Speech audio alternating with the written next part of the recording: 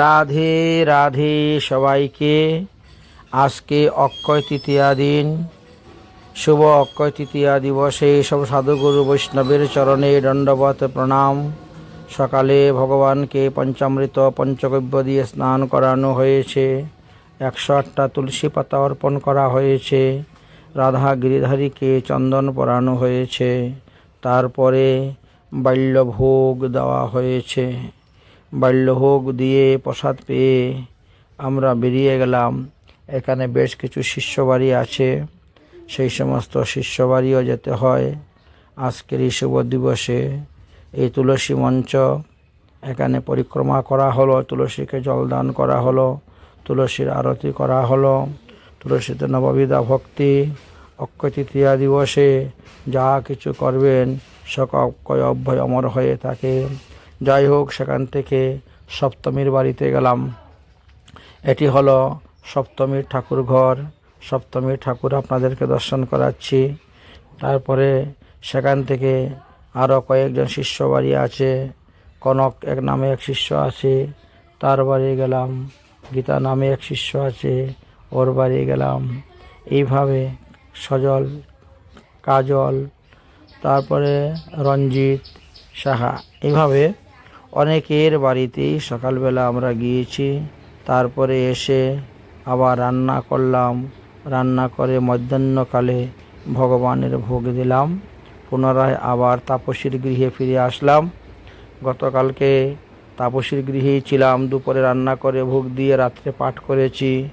আজকেও দুপুরে রান্না করে ভোগ দিয়েছি এবং সন্ধ্যার পরে তাপসীর ঘরেই পাঠ কীর্তন হইবে।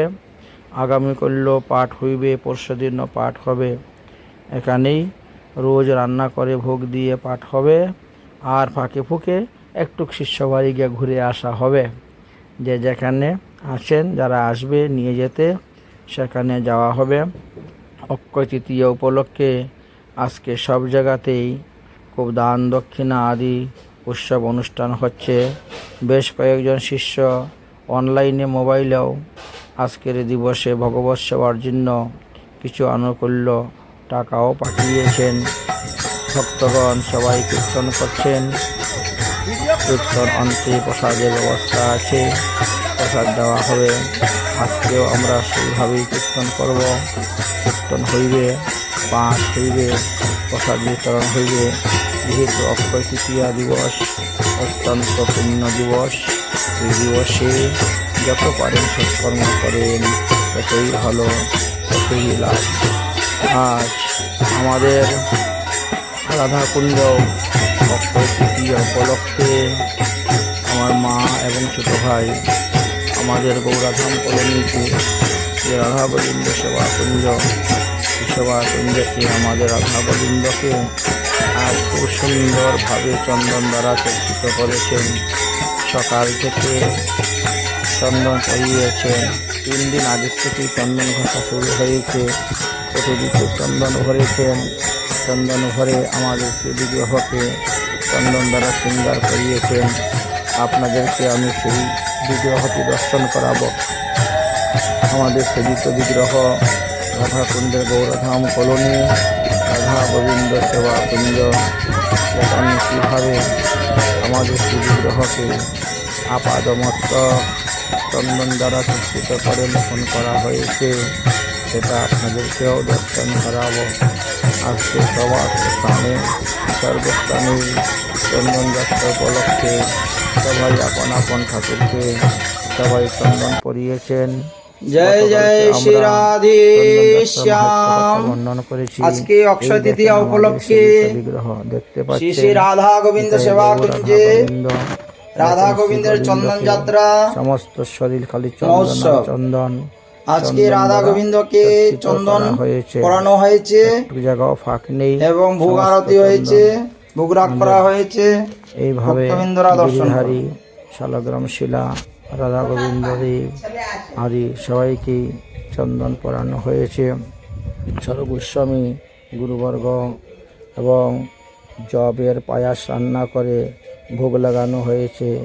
জবের পিঠা আদি দেওয়া হয়েছে।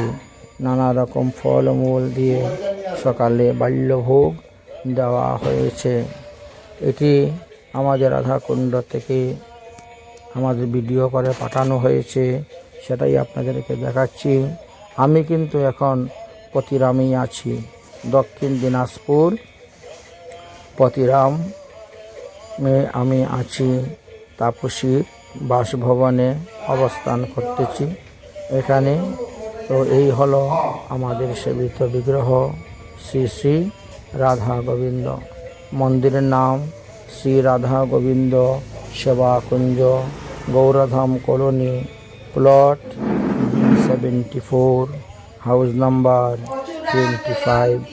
যাই হোক, ভগবানের ভোগরাগ, ভগবানের সিঙ্গার দর্শন করা হলো। তারপরে একজন শিষ্য ওর বাড়ির পাশেই এক ভক্ত বাস করেন, তার মা মারা গিয়েছেন আজকে 12 দিন হয়েছে। এটি আসাম নওগাঁ ভিং বাজারে প্রতিমা মায়ের আত্মকল্যাণার্থে গতকালকে তাদের শ্রাদ্ধ শান্তি হয়ে গেছে। আজকে 12 দিন, 11 দিনে শ্রাদ্ধ হয়েছে। 12 দিনে 12 ব্রাহ্মণ পূজন করাইতে হয় এবং 45 দিন অন্তে বৈষ্ণব সেবা দিতে হয়। তো রাধাকুণ্ডের ব্রজবাসী ব্রাহ্মণদেরকে এখানে ভোজন করানো হচ্ছে এবং তাদেরকে দক্ষিণা দান করা হচ্ছে। আজকের এই অক্ষয় তৃতীয়া দিবসে এই কাজ করানো হয়েছে। সন্ধ্যারানী মিত্র আর ইম্মান গোত্র তিনার আত্মকল্যাণার্থে ব্রজবাসী ব্রাহ্মণদেরকে ভোজন করানো হচ্ছে। 12 দিনে 12 ব্রাহ্মণ ভোজন করাইতে হয়, এটা নিয়ম। যাই হোক, তারা 2001 টাকা মূল্য পাঠিয়েছিলেন, তাদের টাকার সদ্ব্যবহার করা হলো।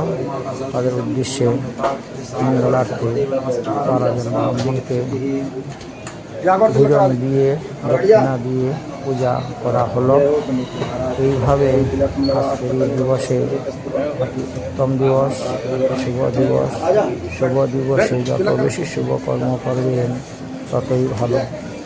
যা কিছু করবে সব অক্ষয় অভয় অমর হয়ে থাকবে, এর কোনো ভয় নেই। সুতরাং আজকের এই দিবসে কোনো রকম পাপকার্য করবেন না, কোনো রকম দ্রব্যাদি গ্রহণ করবেন না, কোনো রকম জীব হিংসা প্রাণী হত্যাদি করবেন না।